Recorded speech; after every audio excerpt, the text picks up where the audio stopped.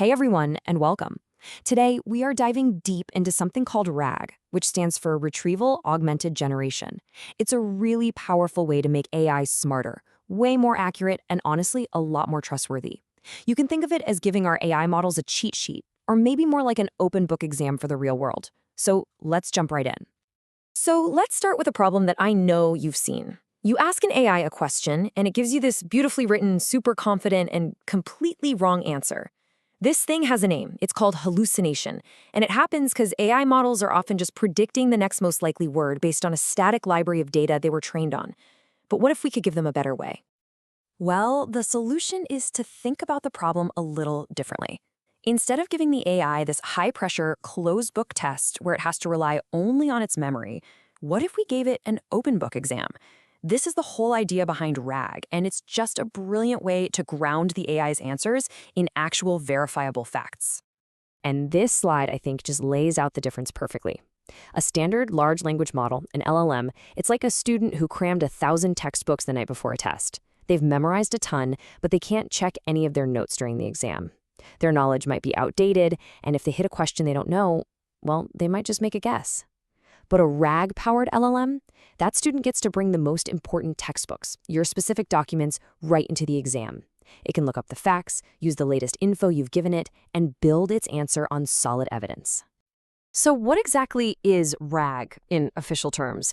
It's an architectural pattern. Now that's key because it means we aren't retraining the entire AI model from scratch. We're not doing brain surgery on the AI. Instead, we're building a smart system around it. We're supplementing the AI's vast general knowledge with specific external information that you get to control. In other words, you get to choose the textbooks for the exam. Okay, so that all sounds fantastic in theory, right? But how does it actually work under the hood? I mean, how does the AI find the exact right page in the right textbook to answer your specific question? Let's pull back the curtain and really look at the step-by-step process. The whole RAG process really boils down to these 4 key steps. First, you've got to prepare the documents. Second, you translate them into a special language that computers can search by meaning. Third, you find the most relevant bits of info. And finally, you hand that info over to the AI to craft a fact-based answer. So let's break each one of these down. All right, step 1 is all about prep work. An AI can't just read a 100-page PDF all at once. It's just too much. So the system first loads the document and then slices it up into smaller, more digestible chunks. You can think of them as individual paragraphs or sections. This is a super critical first step because the quality of these chunks is going to affect everything else down the line. Next up is where a little bit of the magic happens, embeddings. Each one of those text chunks we just made gets converted into a long list of numbers, which is called a vector. Now, this isn't random. This vector represents the meaning, the semantic essence of that text. So chunks with similar ideas, like the cost of car maintenance and fees for automobile repair, will have vectors that are mathematically very close to each other. It's how we translate the nuance of human language into a searchable map of concepts. And this is where that map comes in handy. This is the retrieval step. When you ask a question, your question also gets turned into one of those embedding vectors. The system then compares your question's vector to the vectors of all the document chunks. Using a cool bit of math called cosine similarity, it figures out which chunks are semantically closest, which ones are the most relevant clues to answer your question. And as you can see here, chunk 5 is the clear winner with a similarity score of 0.92. And finally, we get to the last step, generation. The system takes the top few chunks it found, the most relevant ones, and it bundles them together with your original question. It then hands this whole package to the LLM with a very clear instruction. Answer this question, but you have to use only the information I'm giving you right now. This is what forces the model to ground its answer in the evidence we provided, instead of just pulling from its vast and sometimes faulty memory. But it's not all just a simple mechanical process. There's a real art to doing this well, especially when it comes to that very first step we talked about, chunking.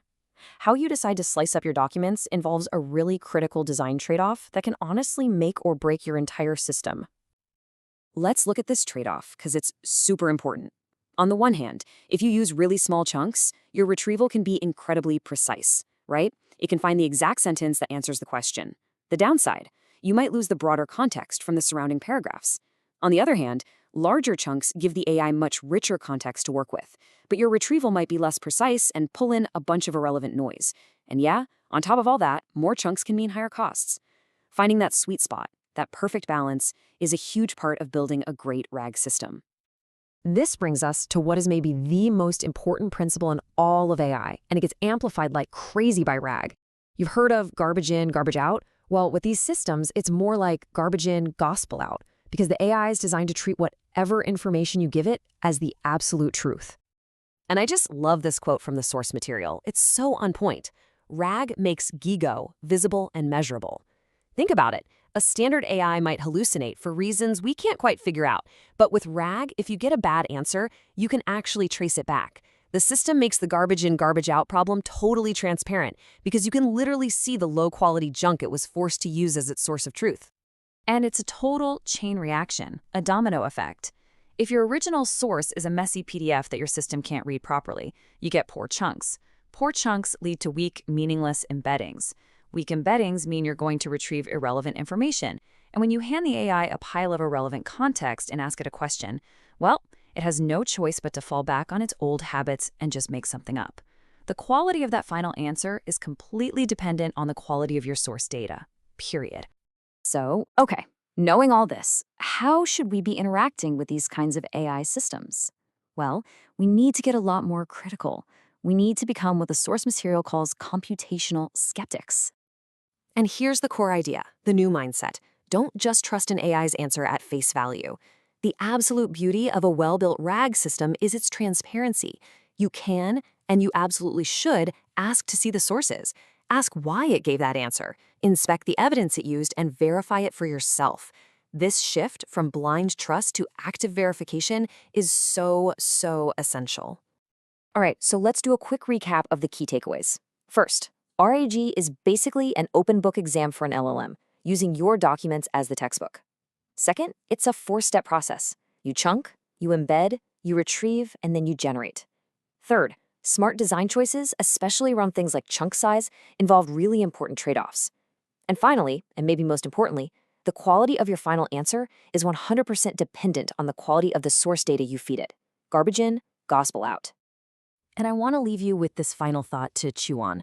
If a RAG system's intelligence, its accuracy, its reliability, if all of that depends almost entirely on the quality and the structure of the human-provided documents we feed into it, who is really doing the thinking here?